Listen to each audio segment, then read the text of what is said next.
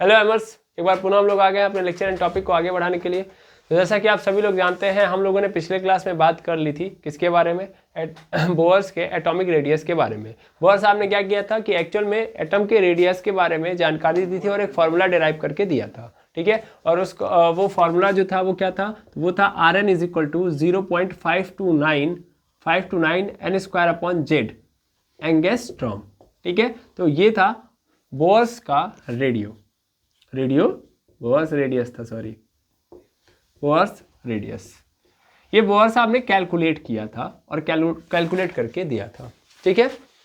अब ये रेडियस कैसे आया था मैं एक बार रिवाइज करा देता हूँ क्विक, और उसके बाद फिर हम लोग आगे बढ़ते हैं। तो जैसा कि सभी लोगों को पता होगा कि बोर साहब ने ये बताया कि जैसे कि आप सभी लोग जानते हो कि न्यूक्लियस के अंदर क्या होता है, प्रोटॉन, और बाहर कौन होता है, इलेक्ट्रॉन। जब भी और इलेक्ट्रॉन क्या करता है, इलेक्ट्रॉन सर्कुलर मोशन करता है। तो इलेक्ट्रॉन जब सर्कुलर मोशन करेगा तो इलेक्ट्रॉन क्या, दुनिया का कोई भी ऑब्जेक्ट अगर सर्कुलर मोशन करेगा तो उसके ऊपर दो फोर्स लगेगा, एक तो बाहर की ओर और एक अंदर की ओर, एक अंदर और एक बाहर। बाहर वाले को क्या बोला गया, बाहर वाले को बोला गया सेंट्रीफ्यूगल फोर्स, और अंदर वाले फोर्स को क्या बोला गया, सेंट्रीपिटल फोर्स। अब सेंट्रीफ्यूगल फोर्स की जो वैल्यू थी वो कितनी थी, mv²/r थी ना।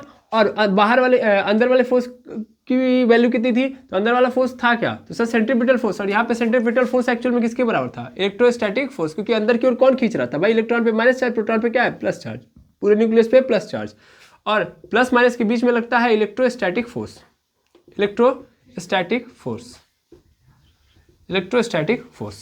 ठीक है।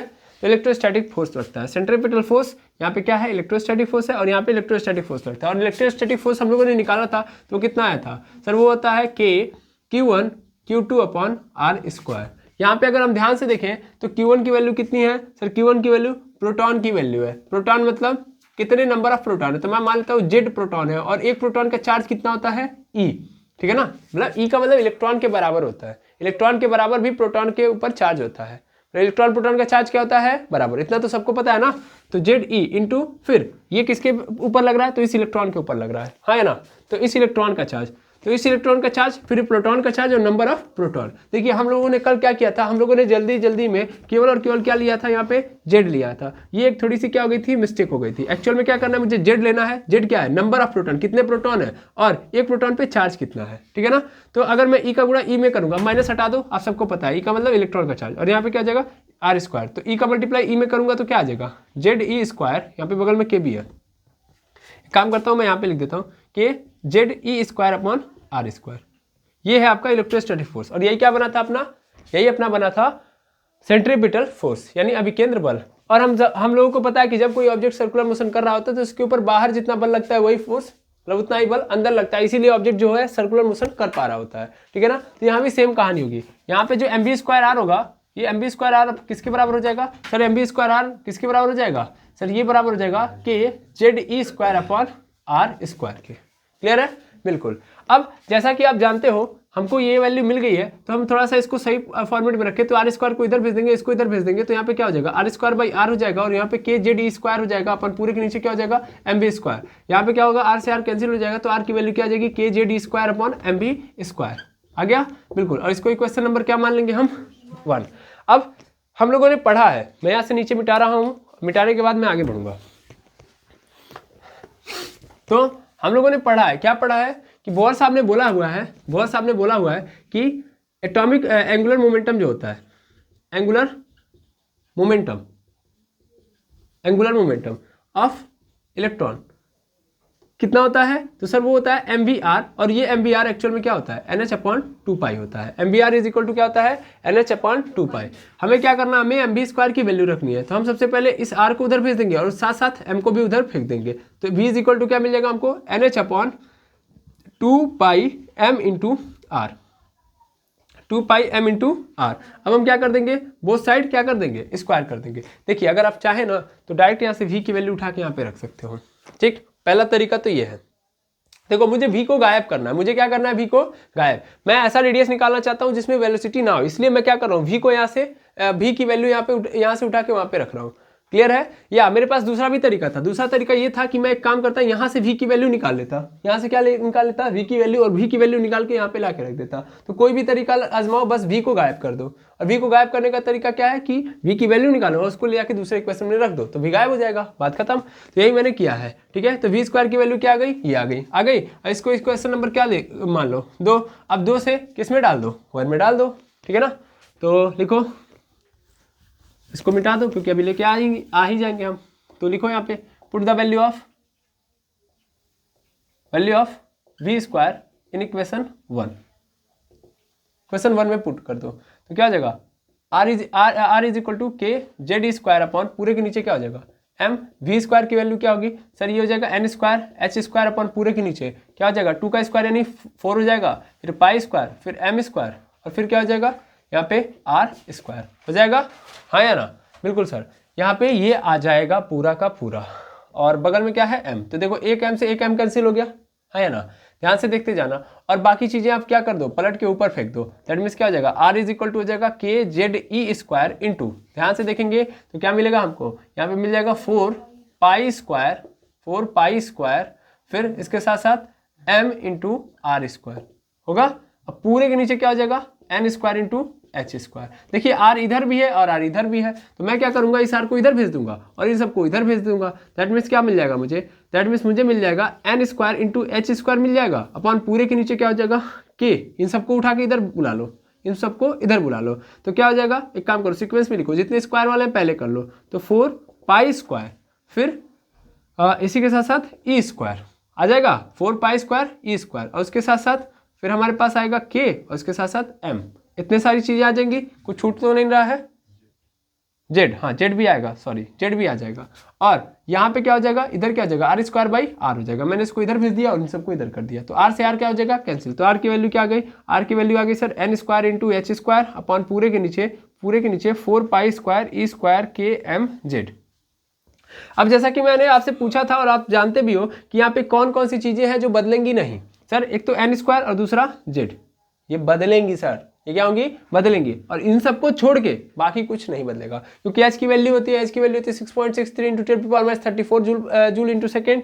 पाई की वैल्यू 3.14 होती है, इलेक्ट्रॉन वाला एक इलेक्ट्रॉन का चार्ज 1.6 इंटू 10⁻19 कूलम, और k की वैल्यू होती है 9 इंटू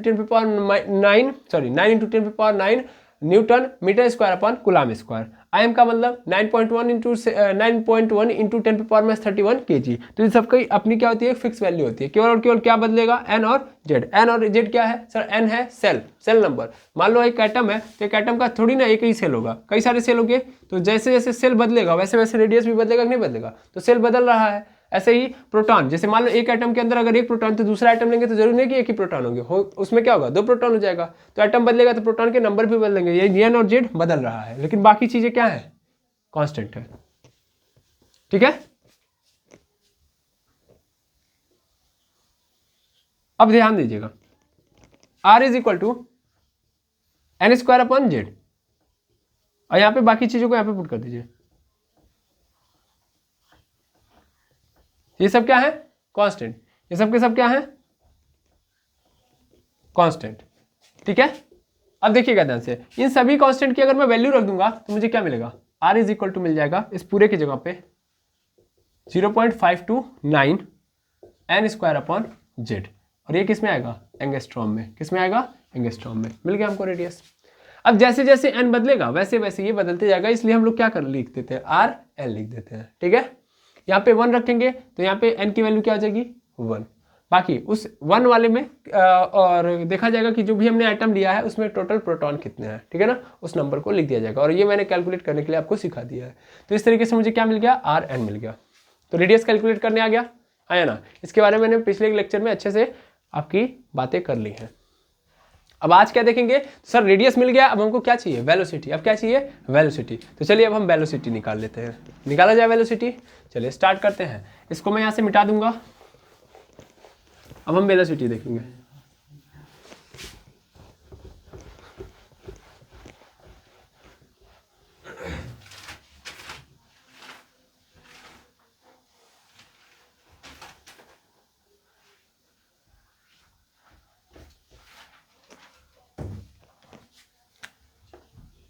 चलिए ध्यान दीजिएगा, तो यहाँ पे आर एन की वैल्यू हमको मिल चुकी है, अब हमको वेलोसिटी चाहिए। तो वेलोसिटी कैसे निकाल सकते हैं भाई, कोई तरीका है हमारे पास क्या?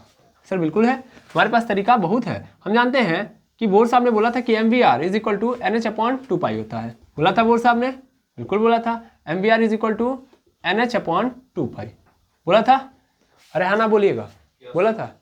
अब हम क्या करेंगे, हमें V की वैल्यू चाहिए, तो इस M और R को उधर भेज देंगे, इस M और R को उधर भेज दीजिए, तो क्या मिल जाएगा मुझे? V मिल जाएगा। V इज इक्वल टू क्या आ जाएगा? NH/2π, 2π हो जाएगा इंटू यहाँ पे क्या आ जाएगा 0.529 N² होगा। देखो एक तो तरीका ये है, बाकी आप डायरेक्टली जैसे, अरे क्या बोल दिया मैंने यार, पहले तो इसको नीचे लेके आओ ना, 2πmr होगा। थोड़ा सा ध्यान से देखो, ये Rn आया कैसे?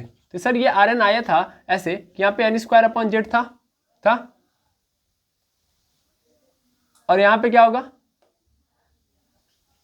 H²/kZe² π² और m, इतना था कि नहीं था? इसको हम लोगों ने कैलकुलेट किया था, तब इसी की जगह पे क्या था 0. यहाँ पे z नहीं था, सॉरी, k² π² m, इसी को हमने कैलकुलेट किया था, क्या आया था 0.529 आया था। यस और नो? इन्हीं को कैलकुलेट करके अभी लेके आया हूँ मैं जस्ट, हाँ या ना? एक बार फिर से देख लीजिए, यही चीज़ें तो कैलकुलेट किया है, तभी तो यहाँ पे आया है। एक्चुअल में 4 भूल गया हूँ मैं, 4 भी था यहाँ पे, तो 4ke² π² m और बाद में क्या था z, तो z को मैंने क्या कर लिया, बाहर निकाल लिया। क्या इसके अलावा कोई और चीज़ें थी? सर k की वैल्यू थी, e की वैल्यू, पाई की वैल्यू, m की वैल्यू, चारों क्या है, कांस्टेंट है कि नहीं है? चारों कांस्टेंट है, और इसी को मैंने कैलकुलेट किया था और फिर यहाँ पे h की वैल्यू रख दी थी, तो 0.529 आया था। क्या यही तो है r की वैल्यू? एक्चुअल में r यही तो है, इसी r को हम यहाँ पे रख सकते हैं, बिल्कुल। तो इसी r को क्या कर दो, यहाँ पे पुट कर दो, तो v इज इक्वल टू हो जाएगा NH/2πm इंटू r, r की value n² into h² upon पूरे के नीचे क्या आ जाएगा सर, आ जाएगा z into 4ke² π² into m। आ गया? ध्यान से देखिएगा, इस पूरे को उठा के मैं उधर फेंक सकता हूँ, ऊपर फेंक दूंगा, तो v इज इक्वल टू क्या आ जाएगा NH/2πmr into n² into h², ये तो नीचे रहेगा, ऊपर क्या आ जाएगा z 4ke² π² इंटू m आ जाएगा। अब ध्यान से देखिएगा क्या क्या कटने वाला है, तो एक पाई से एक पाई कैंसिल हो जाएगा, हाँ या ना? बिल्कुल सर, कैंसिल हो जाएगा। अरे देख लीजिए, यहीं से मैं पाई लेके आया हूँ फॉर्मूले से, ठीक है? तो यहाँ से पाई से पाई कैंसिल हो जाएगा, काटिए, आप ही काटेंगे, m से एक m कैंसिल हो जाएगा, ठीक है ना? उसके साथ साथ r से r तो रहेगा ना, r कहाँ से आ गया, r की जगह पे ही तो रखा हूँ, सॉरी r नहीं रहेगा, ठीक है ना?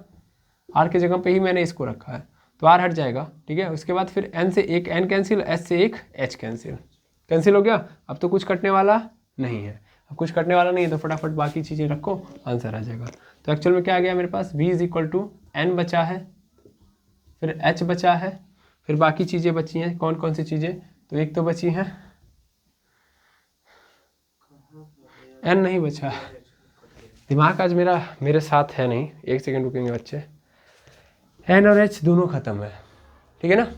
n h दोनों खत्म है, ऊपर क्या बचा है, z बचा है, z, फिर बचा है 4ke² बचा है, फिर पाई में से एक पाई, मतलब π² था, एक पाई बचा है, नीचे क्या बचा है, नीचे ध्यान से देखेंगे तो नीचे हमारे पास बचा हुआ है 2 बचा है, बिल्कुल। उसके साथ साथ n क्या बोलते हैं इसको, n बचा है, और फिर क्या बचा है h। इसमें क्या क्या बदलेगा, इसमें सर ये k बदलेगा, ये e बदलेगा, ये पाई बदलेगा, फिर इसके साथ साथ h बदलेगा, लेकिन बाकी चीज़ें नहीं बदलेंगी, बाकी चीज़ें मतलब z और n नहीं बदलेगा, बाकी ये भी कांस्टेंट ही है। तो ले देखिए, अगर मैं इसको सही फॉर्मेट में लिखूँ तो z/n हो जाएगा, और कांस्टेंट को अलग कर देता हूँ मैं, अपॉन पूरे के नीचे क्या हो जाएगा, पूरे के नीचे हो जाएगा 2h हो जाएगा, बिल्कुल। और ये पूरा का पूरा क्या है, कांस्टेंट है, पूरा कांस्टेंट है। इसको जब मैं कैलकुलेट करूंगा तो आ जाएगा 2.18 into 10⁻6 z/n metre per second आ गया v की वैल्यू। समझ में आ रहा है, v की वैल्यू यही है। आई होप समझ में आ गया होगा। एक बार आप क्या कर लें, नोट डाउन कर लें। चलिए आगे देखेंगे। तो अब हम लोगों ने दो चीजें निकाल ली हैं, एक तो बोर्स रेडियस,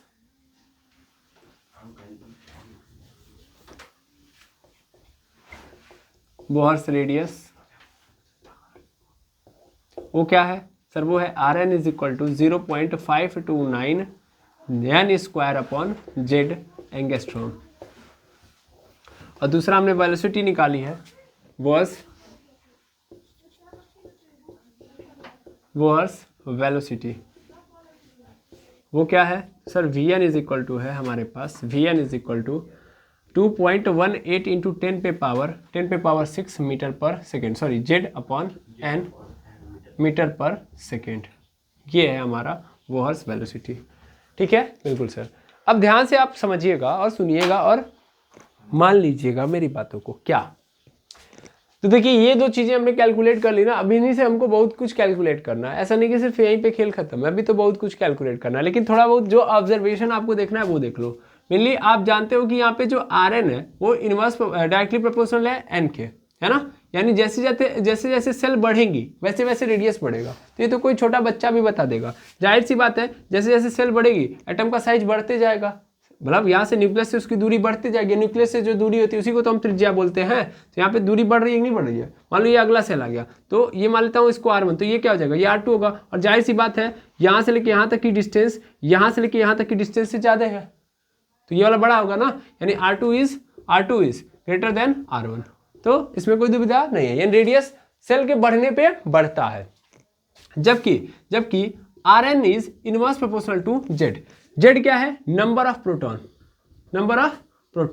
यानी जेड के यानी नंबर ऑफ प्रोटॉन के बढ़ने से जो रेडियस है हमारा वो क्या होता है, घटता है। मतलब जैसे जैसे प्रोटॉन बढ़ेंगे इसमें न्यूक्लियस के अंदर जितना बढ़ते जाएगा प्रोटॉन, उतना ही रेडियस की साइज क्या होती जाएगी, छोटी होती जाएगी। इसका कारण क्या है कि भैया जाहिर सी बात है कि अगर मान लो यहाँ का इलेक्ट्रॉन है और यहाँ पे अंदर क्या भरे हुए प्रोटॉन, तो प्रोटॉन पे कैसा चार्ज होता है, प्लस चार्ज होता है। तो प्लस वाला अपनी ओर खींचेगा कि नहीं खींचेगा, यानी प्रोटॉन की क्षमता बढ़ती जा रही है, नंबर बढ़ते जा रहे हैं, प्रोटॉन की खींचने की शक्ति क्या हो रही है, बढ़ रही है। तो जाहिर सी बात है यहाँ पे इलेक्ट्रॉन है, इस इलेक्ट्रॉन को शिफ्ट करके यहाँ पे करा लेगा, फिर और बढ़ गया तो फिर यहाँ पे करा लेगा। तो ये जो सेल पहले यहाँ पे थी अब यहाँ पे आ जाएगी ना, है ना। तो प्रोटॉन बढ़ाओगे तो खींचने की जो शक्ति है न्यूक्लियस की वो बढ़ती जाएगी। इससे इलेक्ट्रॉन क्या होते जाएगा, धीरे धीरे न्यूक्लियस की ओर आने लगेगा, जिससे ये सेल का जो डिस्टेंस है न्यूक्लियस से वो क्या होते जाएगा, घटते जाएगा। सेल का पहले सेल कहाँ था, यहाँ पे था, लेकिन अब धीरे धीरे खींच के यहाँ पे चला आया। समझ आ रहा है। तो रेडियस क्या हो जाएगा, घट जाएगा जब प्रोटॉन बढ़ेगा। तो ठीक है, ये तो ऑब्जर्वेशन हम लोगों ने कहाँ से की, यहाँ से रेडियस वाले से कर ली। अब थोड़ा बहुत ऑब्जर्वेशन हम वेलोसिटी वाले में लेके आके करते हैं। तो यहाँ पे देख पा रहे होगे कि Vn is directly proportional to Z. जो ऊपर होता है उसकी डायरेक्टली प्रोपोर्शनल, जो नीचे होता है रिवर्स प्रोपोर्शनल। यानी प्रोटॉन जितना बढ़ाओगे उतना ज़्यादा वेलोसिटी बढ़ेगी। यानी न्यूक्लियस के अंदर प्रोटॉन जितना बढ़ेंगे उतना इलेक्ट्रॉन की वेलोसिटी क्या होगी, बढ़ेगी। सॉरी, लेकिन ये जो वेलोसिटी है वो इनवर्स प्रोपोर्शनल है किसके, सेल के। एन क्या होता है अपना, एन है सेल। तो सेल जैसे बढ़ाओगे वेलोसिटी उतनी क्या होगी, कम होगी। मतलब ध्यान से समझो, ऑब्जर्व करना। यहाँ पे पहला सेल, फिर दूसरा सेल, फिर तीसरा सेल, फिर चौथा सेल, ऐसे है ना। तो मान लेता हूँ कि ये इलेक्ट्रॉन यहाँ पे पहले सेल में है, ये N1 है आपका, और N1 में वेलोसिटी कितनी है, V1। फिर ये कौन सा है, N2 है, इसमें वेलोसिटी कितनी है इलेक्ट्रॉन की, V2। ये N3 है, इसमें वेलोसिटी कितनी है, V3। और यहाँ पे N4 है और इसमें वेलोसिटी क्या है, V4 है, मतलब V4 है। तो इसमें क्या बोला जा रहा है, इस स्टेटमेंट के थ्रू ये बताया जा रहा है कि जैसे जैसे हम सेल बढ़ते जाएंगे, यानी सेल बढ़ाते जाएंगे, यानी जितना हम न्यूक्लियस से दूर होते जाएंगे सेल बढ़ते जाएगा, अपना सेल का नंबर बढ़ते जाएगा। ये पहला सेल है, फिर ये दूसरा, फिर ये तीसरा, फिर चौथा। तो ऐसे जैसे जैसे हम आगे बढ़ेंगे सेल का नंबर भी इंक्रीज होगा, और सेल का नंबर इंक्रीज होगा तो वेलोसिटी क्या होगी, कम। तो इसका सीधा मतलब है कि V1 सबसे ज्यादा होगा V2 से भी, और V2 से भी ज्यादा कौन होगा, सॉरी V1 से ज्यादा कौन होगा, V2। गलत बोल दे रहा हूं मैं, एक्चुअल में V1 ज्यादा होगा V2 से, और V2 ज्यादा होगा V3 से, और V3 ज्यादा होगा V4 से, है ना। यानी जितना हम दूर जाएंगे इलेक्ट्रॉन की स्पीड क्या होती जाएगी, कम। ठीक है, हाँ या ना। क्या ये बात समझ में आई। यानी दूर जाओगे तो इलेक्ट्रॉन की स्पीड क्या होगी, कम। ठीक है। तो जितना न्यूक्लियस से दूर जाओगे स्पीड कम होगी, जितना आप न्यूक्लियस के पास रहोगे स्पीड ज़्यादा रहेगी, जितना आप न्यूक्लियस से दूर जाओगे रेडियस बढ़ेगा। जितना आप न्यूक्लियस से पास करोगे उतना रेडियस कम रहेगा। जितना आप प्रोटॉन बढ़ाओगे उतना न्यूक्लियस की इलेक्ट्रॉन की स्पीड बढ़ेगी। जितना आप प्रोटॉन बढ़ाओगे उतना ही क्या रेडियस भी घटेगा। तो प्रोटॉन बढ़ाओगे तो वेलोसिटी बढ़ेगी बट रेडियस घटेगा, और अगर आप प्रोटॉन घटा रहे हो तो रेडियस बढ़ेगा और वेलोसिटी कम होगी। ऐसे ही सेल बढ़ा रहे हो तो रेडियस बढ़ेगा लेकिन वेलोसिटी क्या होगी, कम। ठीक है, और ऐसे ही और बताओ, अगर मैंने सेल को घटाया तो जाहिर सी बात है रेडियस क्या होगा, घटेगा, लेकिन वेलोसिटी क्या होगी, बढ़ेगी। यानी जितना पास रहेंगे वो स्पीड क्या होगी, ज़्यादा। अब एक बताओ कि यानी सबसे पहले वाले सेल में इलेक्ट्रॉन की स्पीड क्या होगी, ज़्यादा। कहने का अर्थ यह है दूसरे सेल में क्या हो जाएगी, कम हो जाएगी, तीसरे में और कम, चौथे में और कम। तो यानी सबसे ज़्यादा स्पीड से कहाँ पे दौड़ रहा है, V1 में, है ना। तो यहाँ पे सबसे ज़्यादा स्पीड से दौड़ रहा है, इसका मतलब एनर्जी का कंज्यूमशन भी सबसे ज़्यादा यहीं पे तो हो रहा होगा। अरे हाँ ना बोलो, क्या मेरी बात समझ पा रहे हैं। सबसे ज्यादा एनर्जी का कंज्यूमशन कहाँ पे हो रहा है, यहाँ पे। यस और नो, क्योंकि यहाँ पे काइनेटिक एनर्जी क्या होगी, ज्यादा। भाई दौड़ रहा है तो इसके लिए क्या चाहिए, काइनेटिक एनर्जी। तो यहाँ की अगर मैं काइनेटिक एनर्जी निकालूं फॉर K1 तो क्या होगा, kinetic energy of 1 is more than kinetic energy of 2 and it is more than kinetic energy 3 and it is also more than kinetic energy 4। क्योंकि आपको फॉर्मूला पता होगा, kinetic energy is equal to होता है 1/2 mv²। जितना आप तेज दौड़ोगे उतना ज़्यादा काइनेटिक एनर्जी यूज होगी। समझ में आ रहा है, हाँ या ना। तो बोर साहब के इन दोनों कैलकुलेशंस के थ्रू हमें कुछ बातें पता चली, और वो बातें ये हैं, क्या है कि रेडियस प्रोटॉन के बढ़ने पे घटता है और रेडियस सेल के बढ़ने पे बढ़ता है। वेलोसिटी इलेक्ट्रॉन की सेल बढ़ाने पे घटती है और प्रोटॉन बढ़ाने पे बढ़ती है। ठीक है, क्लियर है, हाँ या ना। तो ये आज का कंक्लूजन रहा। ओके, इस कंक्लूजन को आप अपने माइंड में, अपने दिल में, दिमाग में एकदम छाप के रख लीजिए, क्योंकि इसके बाद हम और भी तगड़े तरीके से चीज़ों को देखेंगे। क्योंकि आज थोड़ा सा वीकनेस टाइप का फील हो रहा है, इसीलिए हम बहुत एनर्जी के साथ इस चीज़ को नहीं पढ़ा पा रहे हैं। और अगर मैं बहुत ज़्यादा एनर्जी डाउन रखूँगा तो मैं आपको समझा नहीं पाऊँगा सही तरीके से। इसीलिए हम आज की क्लास को यहीं पे क्या करेंगे, एंड करेंगे। मिलेंगे नेक्स्ट वीडियो में नए कॉन्सेप्ट के साथ। Thank you very much एमर्स।